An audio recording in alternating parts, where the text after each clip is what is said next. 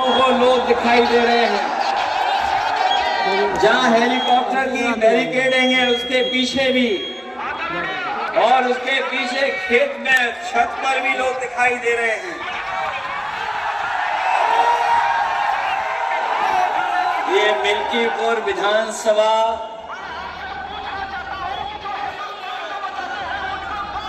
ये हमारा जो फौजी लाउड स्पीकर लेकर के बोल रहा है,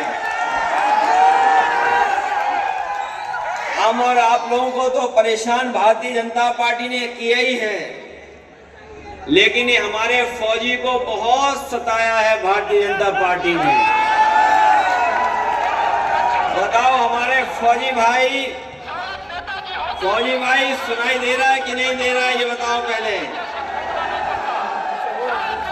ये सुनाई दे रहा है फौजी भाई? आपको बहुत सताया है कि नहीं सताया, ये बताओ पहले। ये वो लोग हैं,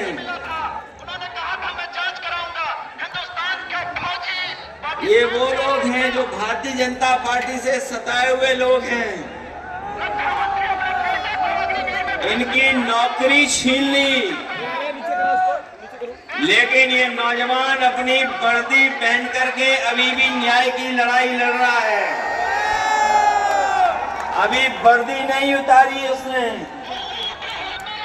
भारत का झंडा हाथ में लेकर के और समाजवादी सभा में आकर के भारतीय जनता पार्टी को हराने आया है। मैं आज ये कह सकता हूँ कि हमारे पीडीए के प्रत्याशी अजीत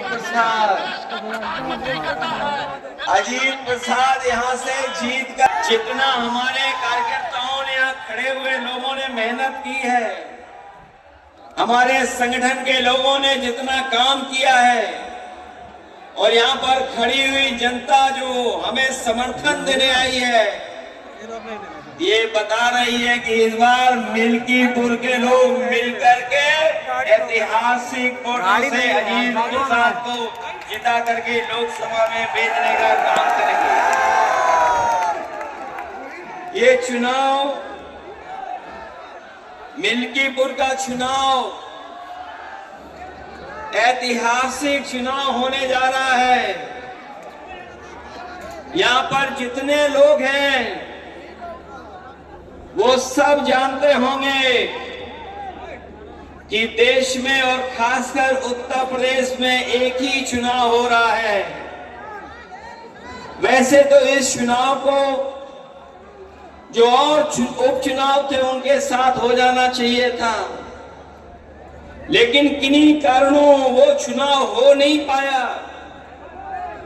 जिस समय 10 चुनाव होते तो आपका मिल्कीपुर का भी चुनाव हो जाता, लेकिन बीजेपी ने जानबूझ करके चुनाव नहीं होने दिया। वो जानते थे कि मिल्कीपुर की जनता समाजवादियों का साथ कभी छोड़ नहीं सकती है, इसलिए उन्होंने चुनाव टाला। हम लोग भी इंतजार करते रहे कि कब तक टालेंगे, कब तक टालेंगे। जो चुनाव से भागेंगे जनता उनसे हिसाब किताब कर करके उन्हें मिल्कीपुर से बाहर निकालने का काम करेंगे।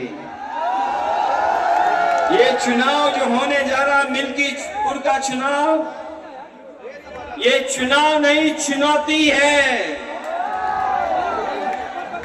मिल्कीपुर का चुनाव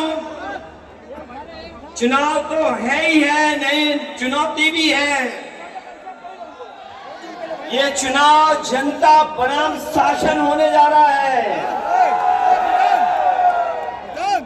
ये चुनाव मतदाताओं में और प्रशासन के बीच में चुनाव होने जा रहा है। ये चुनाव न केवल अभी के परिणाम का संदेश होगा, बल्कि आने वाले समय में राजनीति की क्या दिशा हो उसका भी परिणाम, उसका भी संदेश मिल्कीपुर से जाने वाला है।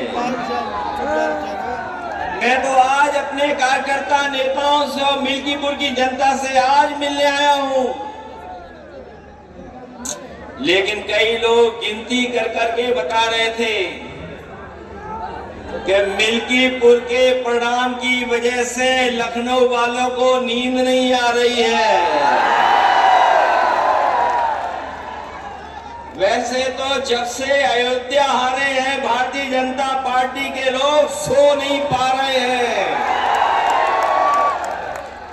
जब एक करवट लेकर के सोने की कोशिश करते हैं तो उन्हें उत्तर प्रदेश की हार याद आ जाती है, और जब वो दूसरी करवट लेटते हैं तो अयोध्या की हार उन्हें याद आ जाती है।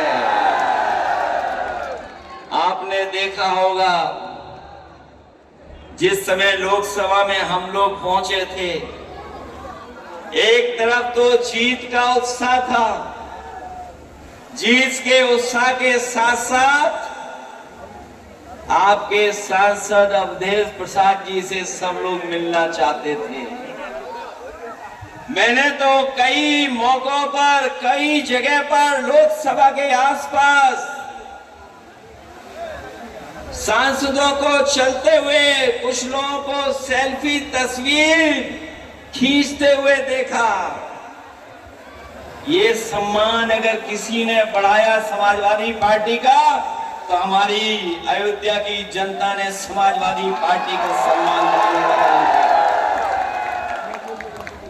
और इसीलिए आपने देखा होगा हमने अपने आगे बैठाया उनको साथ।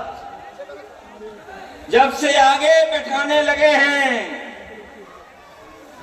कई लोगों को बहुत सारे अलग अलग तरह के दर्द उठ रहे हैं। उन्हें समझ में नहीं आ रहा कि क्या कहें, उन्हें समझ में नहीं आ रहा है। उनकी वो भटक चुके हैं। वैसे तो पूरा देश दुनिया में महाकुंभ की चर्चा हो रही है, जो कहने को 144 साल बाद हो रहा है, लेकिन हमारे बहुत सारे जागरूक पत्रकार और जो एस्ट्रोनॉमी को समझते होंगे, नक्षत्रों की जानकारी रखते होंगे, वो जानते होंगे हर कुंभ 144 साल बाद ही होता है। कुंभ जो हो रहा है, जहां पर लोग जगह जगह से पूरी देश से लोग चल करके आए थे, एक वो कुंभ है और दूसरा मिल्कीपुर का यहाँ पर समाजवादियों का कुंभ हो रहा है। और ये जो हमारे मिलने का, एक दूसरे के साथ खड़े होने का जो मिलन का कुंभ है, ये एक बार फिर सांप्रदायिक राजनीति को हमेशा हमेशा के लिए खत्म करने का काम करेगा। याद होगा हमारे साथियों को, जिस समय अयोध्या का परिणाम आया था, मैंने दिल्ली की प्रेस और लखनऊ की प्रेस के सामने और जनता के लिए कहा था कि अयोध्या की जनता ने समाजवादी पार्टी और अवधेश प्रसाद जी को जिता करके हमेशा हमेशा के लिए सांप्रदायिक राजनीति को खत्म करने का काम किया। ये जो सांप्रदायिक राजनीति का जो रास्ता था, वो अगर किसी ने खत्म करने का काम किया तो वो हमारे अयोध्या और अयोध्या धरती के लोगों को मैं धन्यवाद देना चाहता हूं, उनका आभार प्रकट करना चाहता हूं। ये जो महाकुंभ के प्रचार को न जाने किस ऊंचाई तक ले जाना चाहते थे, जो घटनाएं वहां हुई हैं महाकुंभ में, हम और आप लोग कल्पना नहीं कर सकते हैं। हम लोग कल्पना नहीं कर सकते हैं। जिस दिन से स्नान होना शुरू हुआ है, सरकार लगातार गिनती बता रही है, कभी कहती है कि इतने करोड़ लोगों ने स्नान कर लिया है, कभी आंकड़े देती है कि इतने करोड़, 30 करोड़ से ज्यादा लोग स्नान कर चुके हैं। जब हम और आप लोग लौट करके जाएंगे तो आपको, हम लोगों को नए आंकड़े मिलेंगे कि इतने करोड़ लोगों ने स्नान कर लिया है, जो करोड़ों के आंकड़े दे रहे हैं। और मैंने सुना था उनका भाषण, अयोध्या में भी 16 करोड़ लोग आ चुके हैं, दर्शन कर चुके हैं। जो सोचिए करोड़ों का हिसाब किताब दे रहे हैं, वो वहां पर जिन लोगों की जान गई उनकी गिनती नहीं दे पा रहे हैं, उनके आंकड़े नहीं दे पा रहे हैं। ऐसा कभी नहीं हुआ था, ऐसा कभी नहीं हुआ। और जब कभी भी हुआ है तो उस समय की सरकारों ने स्वीकार किया है। ये पहले मुख्यमंत्री हैं जो सच्चाई को स्वीकार नहीं कर रहे हैं। कहते हैं कि हम 3 बजे से उठ करके इस पूरा इंतजाम देख लेते हैं, लेकिन जिस समय घटना होना शुरू हुई है, अगर उसी समय पर सरकार ने कुछ सही फैसले उठाए होते तो आज जिन लोगों की जान गई उनकी जान नहीं गई होती। कभी आप कल्पना कर सकते हो, जो करोड़ों गिन ले रहे हैं उन्हें 17 घंटे लगे सच बोलने पर, गिनती बताने पर, और जो अभी 30 की गिनती दी है वो गिनती सही नहीं है।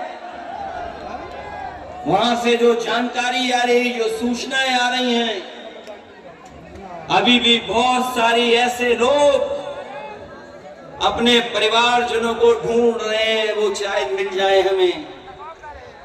100 घंटे से ज्यादा हो गए हैं। जो लोग कह रहे थे कि हमने 100 करोड़ लोगों के आने का इंतजाम किया है,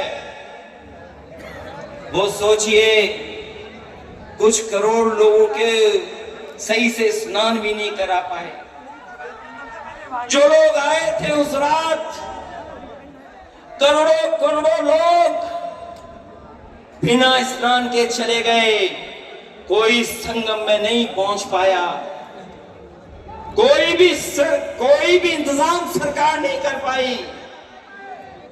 ऐसा पहली बार हुआ होगा जहां पर करोड़ों लोगों को बुलाया हो, लेकिन स्नान करने का मौका उनको नहीं मिला, उन्हें वापस खदेड़ दिया गया।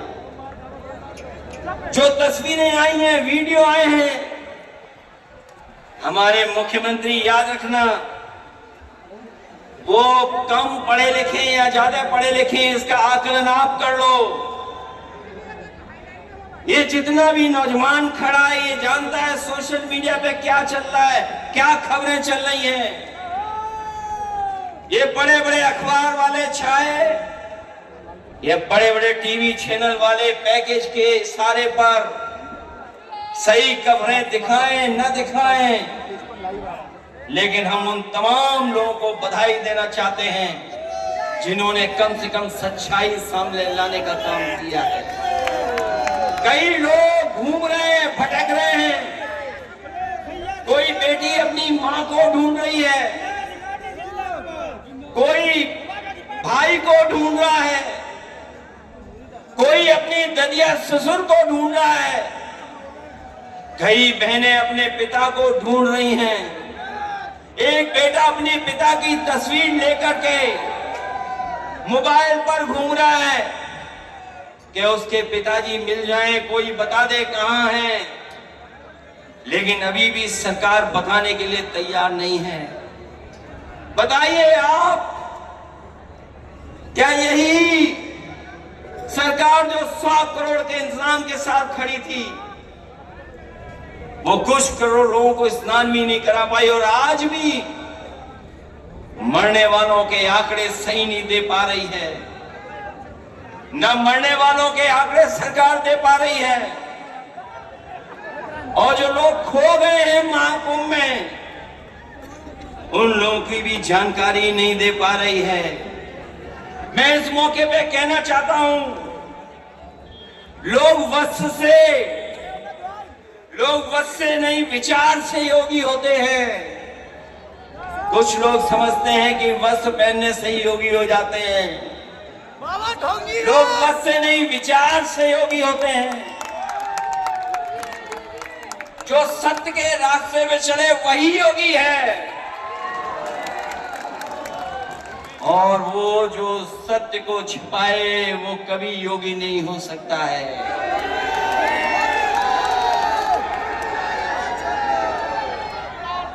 कहते हैं मृत्यु सबसे बड़ा सत्य है, और कुछ लोग ऐसे भी हैं जो मृत्यु पर भी झूठ बोल रहे हैं। हम और आप लोग हैं, बताओ मृत्यु से बड़ा कोई सत्य हो तो बता दो। और कुछ लोग ऐसे हैं जो मृत्यु पे भी झूठ बोल रहे हैं। इसलिए हम उन्हें कहना चाहते हैं कि कम से कम जो लोगों की जान गई है उनके कम से कम आंकड़े सही दे दो, अगर आप सत्य बोलते हैं, अगर सत्य के रास्ते पर हैं। और सतयुग से लेकर के कलयुग तक आप पूरी जानकारी कर लो, हमारे सनातन परंपरा कभी नहीं टूटी। संत महात्मा साधु समाज मुहूर्त के हिसाब से शाही स्नान करते हैं, उसमें नक्षत्रों का हिसाब से सहयोग बनता है। जब नक्षत्रों का सहयोग बनता है तभी शाही स्नान होता है। शाही स्नान का मुहूर्त भी होता है। हमारे तमाम साथी जानते होंगे, हिंदू समाज में तारीख और मुहूर्त दोनों निकाले जाते हैं, और उसी के हिसाब से हमारे शाही स्नान करते हैं। लेकिन पहली बार ऐसा हुआ होगा कि सनातन परंपरा को टूटने का काम अगर किसी ने किया है, तोड़ने का काम तो इस सरकार ने किया है। हादसे में छिपाए करके हादसे को छिपाया इन्होंने हमारे देव तुल्य, हमारे धरती के देव साधु संतों से छिपाने का काम किया, और इन्होंने आदेश दिया खड़े लोगों को कि शाही स्नान के लिए जाइए। ये जो लोग सच नहीं बोल पा रहे हैं वो कभी भी जनता के पक्ष में कोई फैसला नहीं लेंगे। जो लोग घबराए होते हैं, गुस्से में होते हैं, खिसिया जाते हैं, वही ऐसी भाषा का इस्तेमाल करते हैं। मैं अपने आप देव प्रसाद जी का दुख समझ सकता हूं।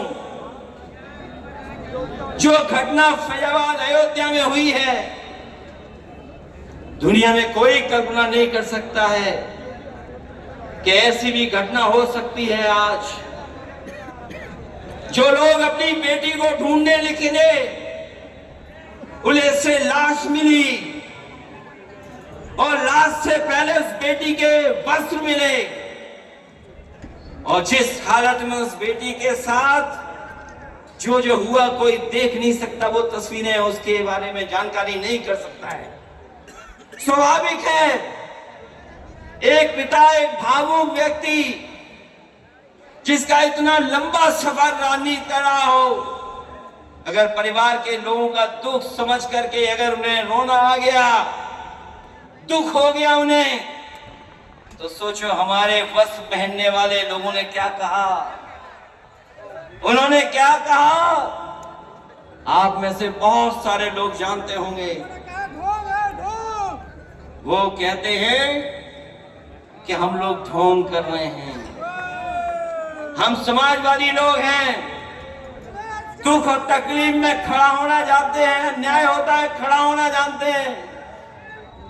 यहां पर जितने लोग हैं वो जानते होंगे, मित्र सेन यादव भी जब कभी भी कहीं कोई अन्याय हुआ होगा तो वो खड़े हो गए होंगे जाकर के। दुख तकलीफ बड़ी परेशानी, जेल में रहना पड़ गया, लेकिन पीछे नहीं हटे, अन्याय के खिलाफ लड़ते रहे। वही समाजवादी लोग हम लोग हैं। बेटी के साथ जो कुछ हुआ है, और ये केवल घटना अयोध्या की नहीं, मैं अपने आंकड़ों के हिसाब से कह सकता हूं, और यहां पर जितना नौजवान खड़ा है जो मोबाइल को चलाना जानता है, गूगल करना जानता है, वो जानकारी कर लेना आंकड़ों के हिसाब से आज सबसे ज्यादा अन्याय और पीड़न और घटनाएं बेटियों के साथ कहीं हो रही हैं, तो यही मुख्यमंत्री हैं जिनकी सरकार में सबसे ज्यादा अन्याय हो रहा है। पूरे देश में नंबर 1 पर है, पूरी देश में नंबर 1 पर है। और ये ऐसे सरकार के मुख्यमंत्री हैं, हर चीज छिपा लेते हैं, ये छिपाना जानते हैं, लेकिन कोई काम करना नहीं जानते हैं। ना बदलना जानते हैं ना। ये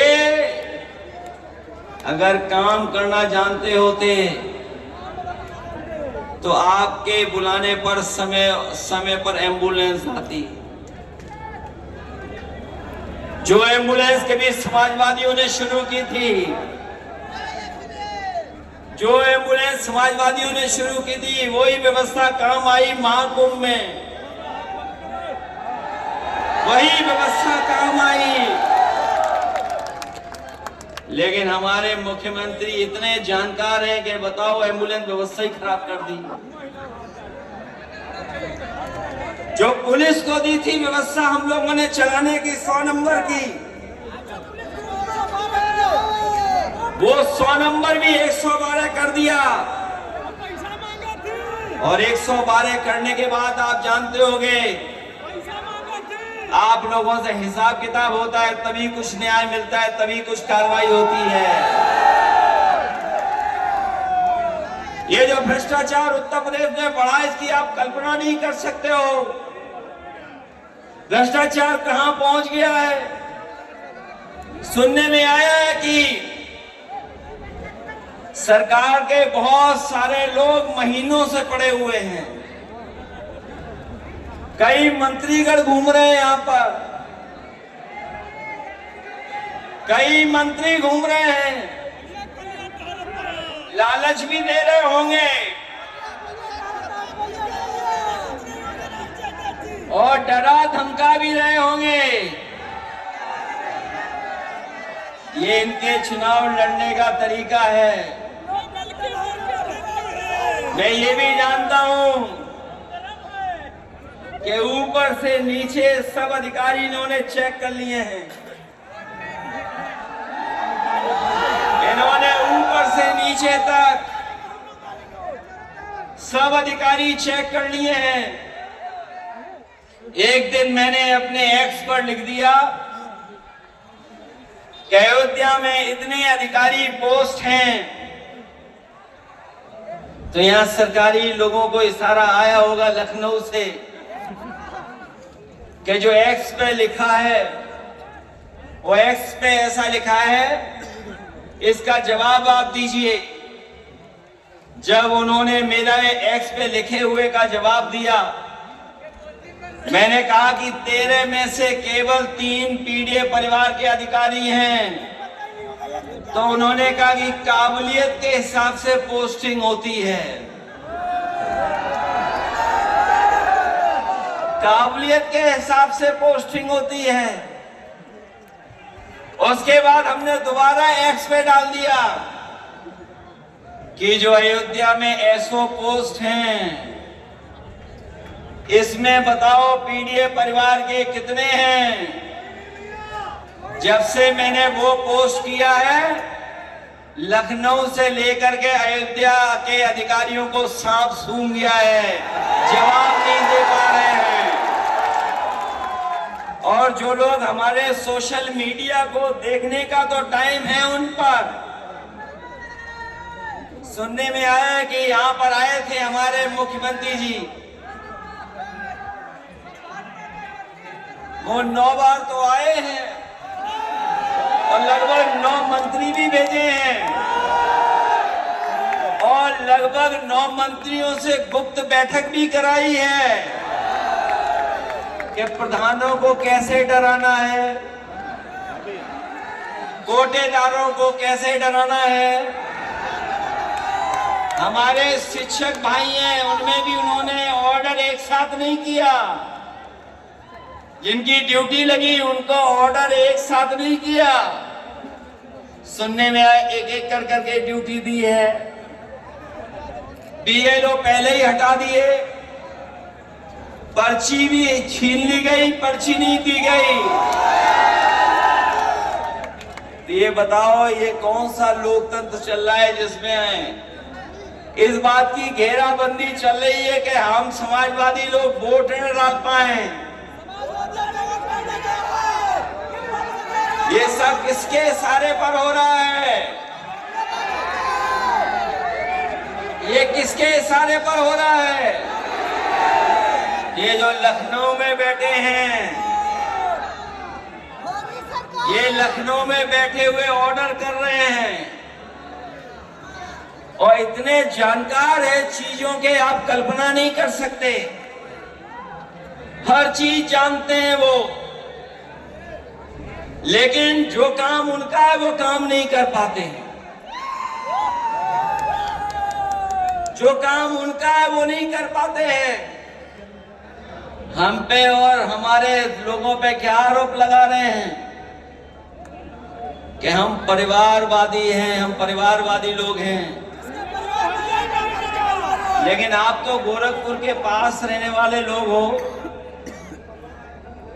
अयोध्या कितना दूर है गोरखपुर से, वो जानते ही नहीं है। हम परिवार वाले लोग पूरे के पूरे सबको परिवार मानते हैं। और सच्चाई तो ये है कि हमसे पहले अगर किसी ने परिवारवाद की शुरुआत की है तो मुख्यमंत्री जी ने खुद शुरुआत की है। और उनके मामा गोरखपुर में नहीं होते तो योगी जी भी उत्तर प्रदेश में नहीं होते। ये बात पता है आपको कि नहीं पता है? सुनने में आया है कि उन्हें हमारे गांव की जानकारी पूरी है। हमारे गांव की जानकारी पूरी है। मैं जब लखनऊ से चला तो मैंने सोचा मिल्कीपुर के किसी नौजवान को इनाम जरूर देकर के आऊंगा और इनाम उसी को दूंगा मैं जो योगी जी के गांव का नाम बता दे। अगर कोई नाम जानता हो तो हाथ खड़ा कर दे। मैं अपनी जेब में आपके लिए इनाम लेके आया हूं। कोई गूगल मत कर लेना कोई भी। अरे मैं जानता हूं आप लोग गूगल कर लोगे। हमारे उत्तर प्रदेश के मुख्यमंत्री गूगल करना भी नहीं जानते हैं। और नहीं मानते तो पता कर लेना, वो नहीं जानते गूगल करना। गूगल करना जानते होंगे क्या? सोशल मीडिया के बारे में जानते होंगे क्या? और अगर सोशल मीडिया के बारे में जानते होंगे तो केवल इतना टाइप कर दें कि हैशटैग महाकुंभ भगदड़। उन्हें पत्रकार और अखबारों की जानकारी से नहीं, उस सोशल मीडिया से पूरी जानकारी मिल जाएगी कि आखिरकार सच्चाई क्या थी, कितनी भगदड़ मची, कितने लोगों की जान चली गई, न जाने कितने लोगों की चप्पल छूट गई, कपड़े छूट गए और जो सामान छूटा आप कल्पना नहीं कर सकते हो। उसको जेसीबी से उठा करके ट्रॉली में भर करके इन्होंने फेंकने का काम किया। और सुनने में ये भी आ रहा है कि जो ट्रैक्टर से भर करके सामान लेके गए, जो जेसीबी से सामान भरा गया, उसमें लाशें भी थी, सुनने में आ रहा है। जो लोग कहते हैं कि हम लोग विकास के खिलाफ हैं, मैं उससे कहना चाहता हूं अयोध्या के विकास के खिलाफ समाजवादी लोग कभी नहीं रहे, और ना हम हैं आपके विकास के खिलाफ। जिस समय लोकसभा में मैं बोला या कभी प्रेस करने आए अयोध्या के हमारे साथी, ये रुजदी मियां खड़े ये जानते होंगे, पवन पांडे ये जानते होंगे, आनंद सेन ये जानते होंगे,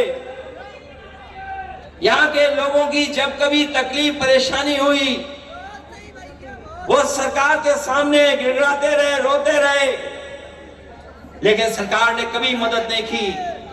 हमारे अयोध्या के नेता यहां से लेकर के वहां खड़े वो जानते होंगे। मैंने एक बार वीडियो देखा कि एक बहुत सम्मानित प्रतिष्ठित बुजुर्ग अपने पूरे कपड़े उतार करके सरयू नदी में खड़े हो गए और उन्होंने अपने जनेऊ की कसम खा करके कहा कि मैं वोट बीजेपी को नहीं दूंगा, मैं अपना वोट नहीं दूंगा, बेटे को नहीं दूंगा, और बेटे के बेटे को कह के जाऊंगा कि बीजेपी को वोट नहीं दूंगा। तो याद कीजिए, पवन पांडे उन परिवार के लोगों को मैंने बुलाया था। वो लोग एयरपोर्ट में जमीन देना चाहते थे, लेकिन वो मुआवजा चाहते थे। ये लोग बाजार का मुआवजा नहीं देना चाहते, किसान की जमीन छीनना चाहते हैं। हम लोग किसान के साथ खड़े थे, हम लोग गरीब के साथ खड़े थे। ये जमीनें छीनना चाहते थे, हम लोग विकास के खिलाफ नहीं थे। अयोध्या के तमाम व्यापारी जिनकी दुकानें टूट गई, नहीं दिया।